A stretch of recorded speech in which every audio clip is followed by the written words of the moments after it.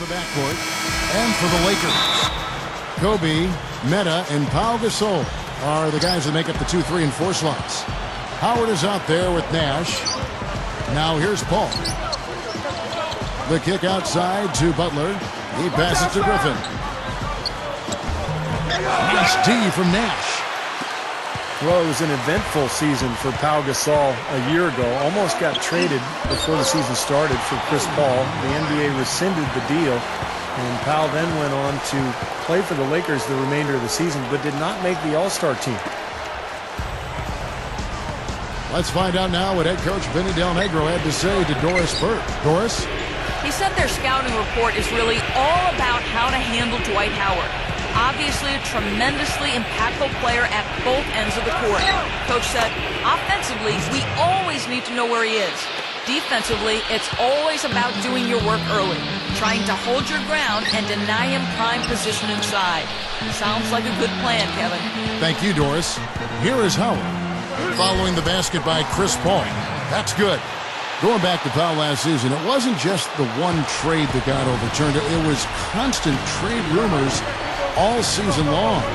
Remember Kobe Clark came out and said, either trade him or don't trade him, but don't keep putting his name out there because it's disruptive to the team. He said that halfway through the season. They eventually kept him, of course. I think it weared on everybody, but obviously Clark, it weared on Pau. Yeah, it did. It had to, man. That's tough. It's hard not to have it wear on you a bit. The Lakers weren't getting a ton of production outside of their big three. And, sometimes in a situation like that, it can make sense to trade one of your very good players. But the fact that they were undecided and it didn't happen and it was just kind of hovering didn't do anybody any good. Kobe attacking. Good on the shot. Kobe's got his second bucket tonight. Well, he's got the special ability, Kevin, to make shots while being heavily guarded. And I don't know how he does it, but he figures out a way to get the ball in the basket, even under pressure. And, Steve, you know what? He's a forceful finisher, too. I mean, that's something you can't help but notice. I mean, he'll plow right through a defender to throw one down if he has to. And here's Kobe following the three from Caron Butler. It's Howard with the drive. The three ball. It's hauled in by the Clippers.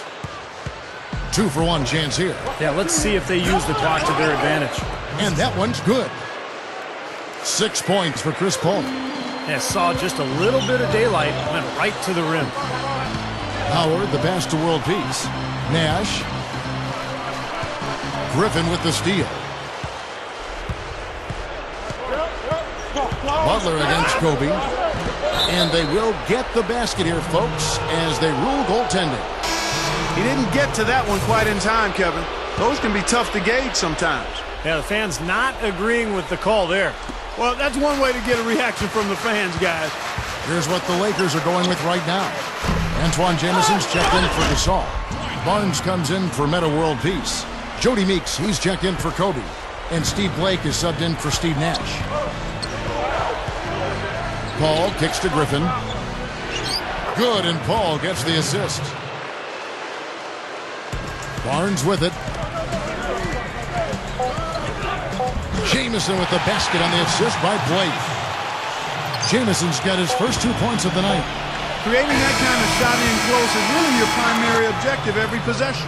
Oh, we've seen some great shots in the first quarter. No shortage of offense. The Clippers on top, up 5. Now the second quarter getting ready to start up.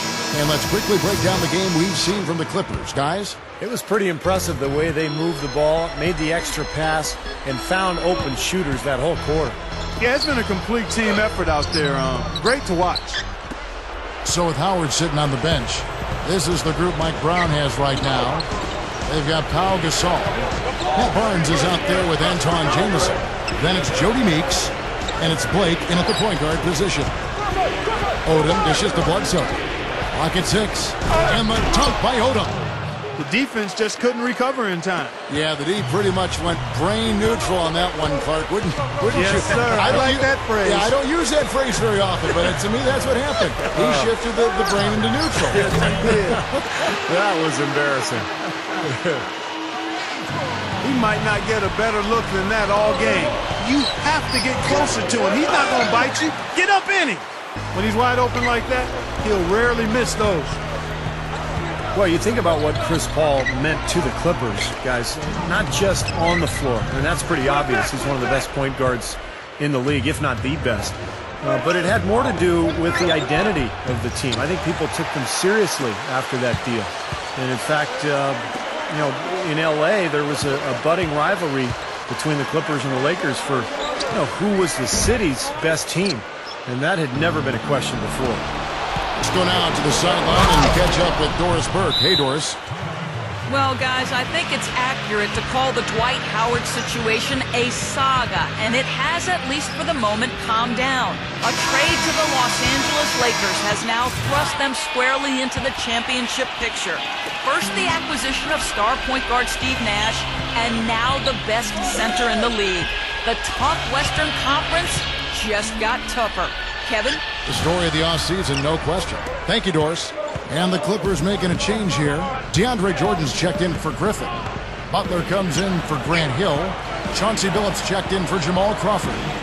And it's Paul in for Eric Bledsoe. Paul gets it to go. Paul's got 8 points.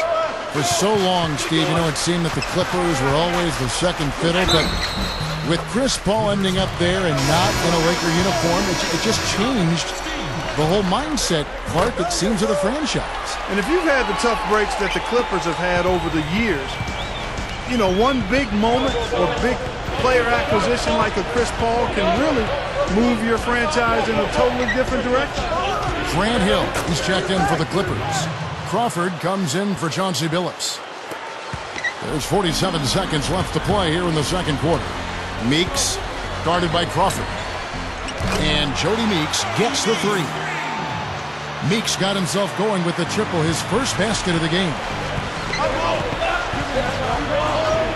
And the call will be against Steve Blake. That is his first foul of the game. For the Clippers, Griffin comes in for DeAndre Jordan. Eric Bledsoe is subbed in for Chris Paul. Crawford outside. He dishes it to Bledsoe. Goes for the alley-oop.